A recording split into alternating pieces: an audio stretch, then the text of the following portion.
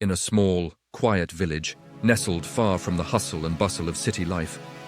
A strange and unsettling event began to occur. Every morning, the villagers would awaken to a baffling sight. One particular grave in their local cemetery had moved from its original spot. At first, they dismissed it as a prank, a cruel joke played by some youngsters with too much time on their hands. They would move the grave back to its rightful place, murmur a prayer, and go about their day. But the next morning, it would happen again, and the next. The grave, belonging to a man who had recently passed away, seemed to have a will of its own, shifting its position every single night. Fear and confusion started to creep into the hearts of the villagers. Whispers turned into worried conversations. Was it a sign from God? A warning, or something far more sinister?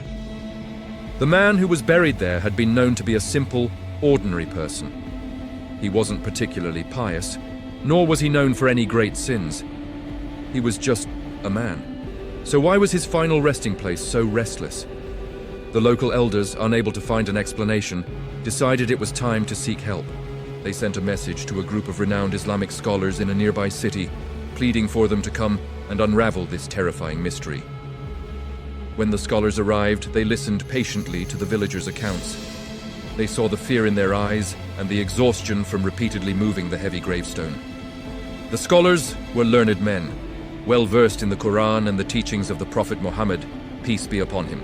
They knew that such events were not unheard of in Islamic history, often serving as a powerful reminder or a lesson from the Almighty. They decided to approach the situation with wisdom, patience, and most importantly, faith. They didn't jump to conclusions about spirits or supernatural curses. Instead, they began their investigation with the most logical first step: learning about the man who lay in that restless grave. The scholars went to the man's house and spoke to his grieving widow. "Tell us about your husband," one of them asked gently. "What was his life like? What were his deeds, both good and bad?" The woman, her eyes filled with sorrow, began to speak. She described her husband as a good man, a caring father, and a decent provider. He worked hard, he was kind to his neighbors, and he never intentionally harmed anyone. The scholars listened, but they felt a piece of the puzzle was still missing. An ordinary life didn't seem to warrant such an extraordinary and disturbing post-mortem event. There had to be something more, something she wasn't telling them. One of the scholars, known for his deep insight, pressed further. "Sister," he said with compassion, "think carefully. Was there any particular habit he had? Something he did consistently, every single day that might seem unusual?" The widow paused, her mind racing through years of memories. Then her eyes widened in realization. "Yes," she whispered. "There was one thing. Every night before he went to sleep, no matter how tired he was, he would go out. He would walk to the edge of the village, to the home of a widow and her orphan children." The scholars leaned in, their interest piqued. This was it. This was the key. The widow continued, her voice trembling with emotion. "This family was very poor. The father had passed away, leaving them with nothing. My husband, he would take them food. He would check if they needed anything, firewood for warmth, medicine for the children.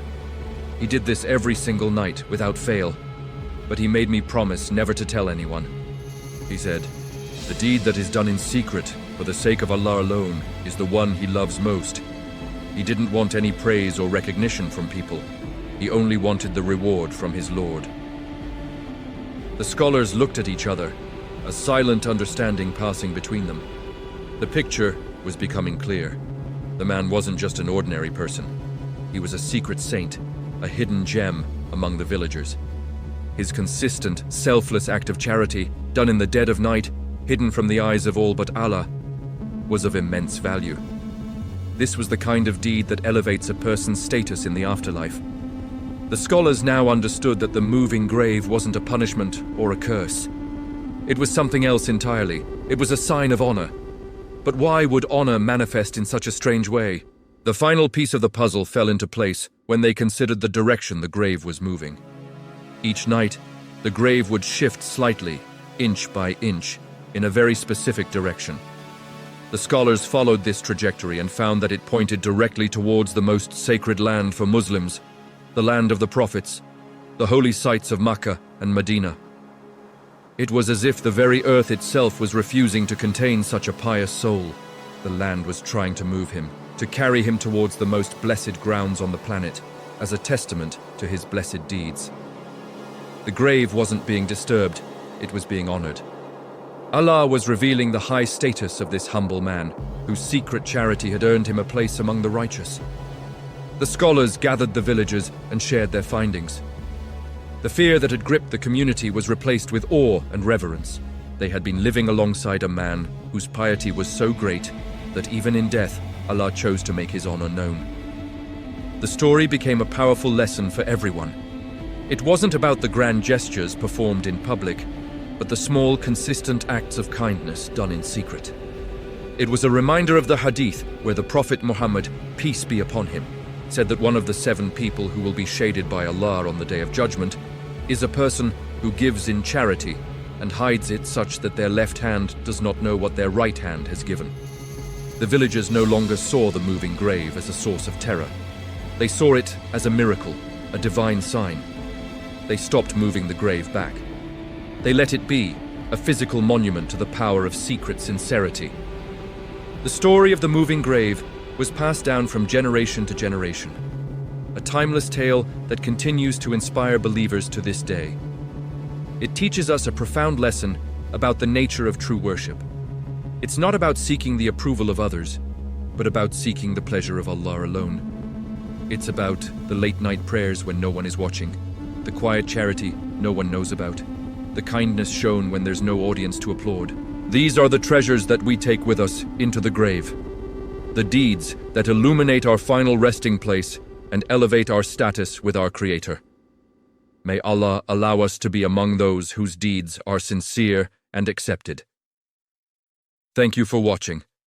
If this story touched your heart, please like, share, and subscribe for more inspiring content. See you in the next video.